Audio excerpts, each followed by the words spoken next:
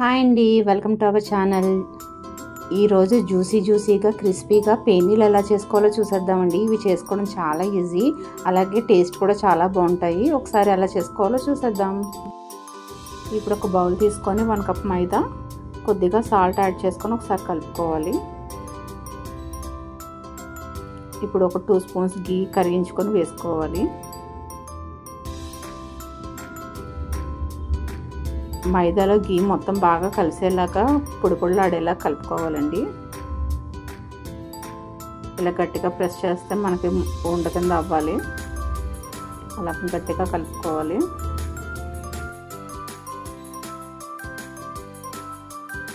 పిండి ఇలా బాగా కలుపుకున్న తర్వాత ఇప్పుడు కొద్దిగా వాటర్ వేసుకుంటూ పిండిని బాగా కలుపుకోవాలి. ఒకేసారి వాటర్ వేసుకోకూడదండి. కొద్దిగా వాటర్ వేసుకొని అది పిండిలో బాగా కలిసిన తర్వాత ఇంకొంచెం వాటర్ వేసుకొని ఇలా మొత్తం పిండి అంతా గట్టిగా కలుపుకోవాలి.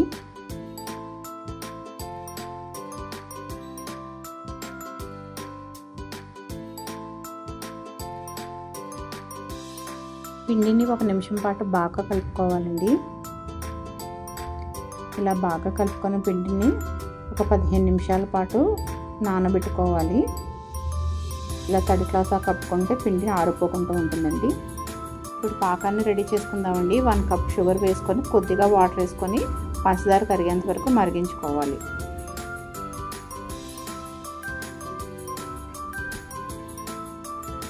ఇలా పంచదార తీగపాకం వచ్చిన తర్వాత ఇందులో కొద్దిగా ఇలాచీ పౌడర్ యాడ్ చేసుకొని స్టవ్ ఆఫ్ చేసుకొని పక్కన పెట్టుకోవాలి. పిండి బాగా నానిందండి. ఇప్పుడు పిండిని 1 నిమిషం పాటు మళ్ళీ ఒకసారి బాగా కలుపుకుందాం.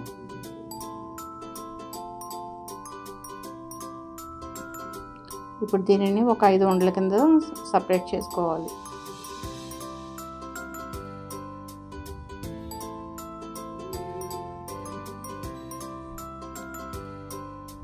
ఇప్పుడు పిండిని జల్లుకొని ఒక్కొక్క ఉండని తీసుకొని వీలైనంత పలచగా ఒత్తుకోవాలి. మనం ఎంత పలచగా చేసుకుంటే పేనీలు అంత క్రిస్పీగా వస్తాయండి.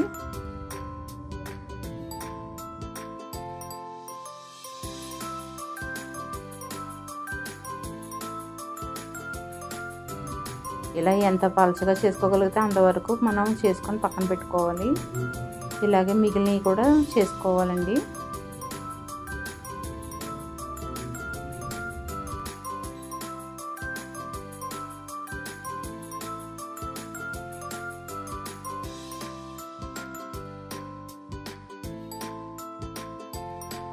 ఇలా అన్నీ చేసుకొని పక్కన పెట్టుకోవాలండి.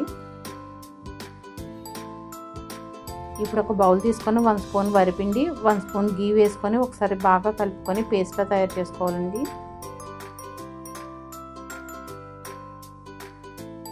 ఇలా రెడీ అయిన పూరీలను ఒక్కొక్కటి తీసుకొని రెడీ చేసుకున్న పేస్ట్ని కొద్దిగా తీసుకొని మొత్తం అంతా అప్లై చేసుకోవాలి. గ్యాప్ లేకుండా కొద్దిగా పూరీ అంతా అప్లై చేసుకోవాలి. ఇలా మరో పూరీ కూడా తీసుకొని మొత్తం అంతా పేస్ట్ని అప్లై చేసుకుందాం.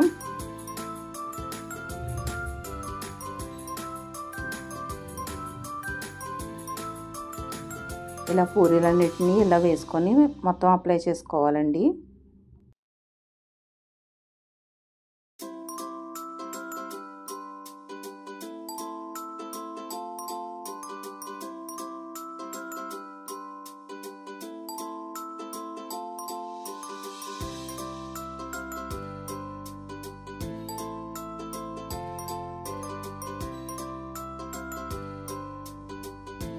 ఇప్పుడు మొత్తం పూరీలన్నిటిని ఇలా దగ్గరగా నొక్కుకుంటూ రోల్లా చేసుకోవాలండి.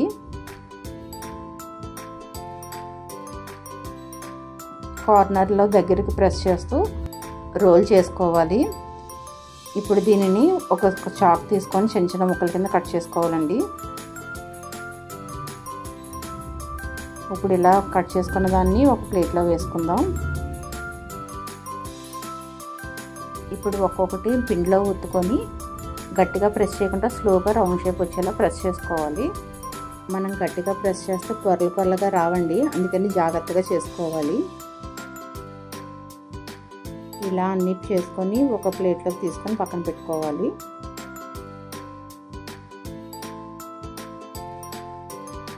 ఇప్పుడు ప్యాన్ హీట్ చేసుకొని డీప్ ఫ్రైకి సరిపడా ఆయిల్ వేసుకుందాం.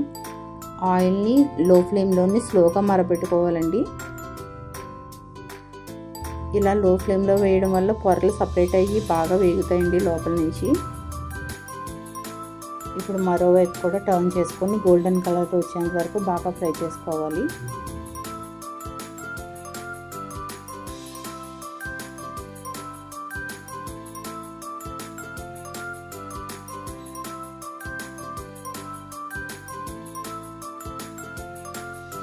ఇలా రెండు వైపులా బాగా ఫ్రై అయిన తర్వాత దీన్ని ఒక జాలి గరిటెలోకి తీసుకొని పక్కన పెట్టుకుందాం. ఇదే ప్రాసెస్లో అన్నీ ఫ్రై చేసుకొని పక్కన పెట్టుకోవాలి. ఇవి వేడిగా ఉండగానే పాకంలో కూడా వేసుకొని ఒక 10 నిమిషాల పాటు పాకంలో నానబెట్టుకోవాలండి. పాకం ఎక్కువగా ఇష్టపడలేని వాళ్ళు వేడిగా ఉన్నప్పుడే కొంచెం షుగర్ పౌడర్ చల్లుకొని తింటే కూడా చాలా బాగుంటాయండి. ఇలా నాని వాటిని ఒక ప్లేట్లోకి తీసుకొని సర్వ్ చేసుకుందాము. దీనిపైన బాదము పిస్తా కలిపిన పౌడర్ని కొద్ది కొద్దిగా యాడ్ చేసుకొని గార్నిష్ చేసుకోవాలండి. చేసుకోకపోయినా బాగానే ఉంటుంది. అంతే అండి, ఎంతో టేస్టీగా ఉండే పేనీలు రెడీ అయిపోయినాయి. ఈ దివాళీకి మడత పేనీలు ట్రై చేయండి, అందరూ చాలా ఇష్టంగా తింటారండి. Thank you for watching. Please subscribe to my channel. Thank you.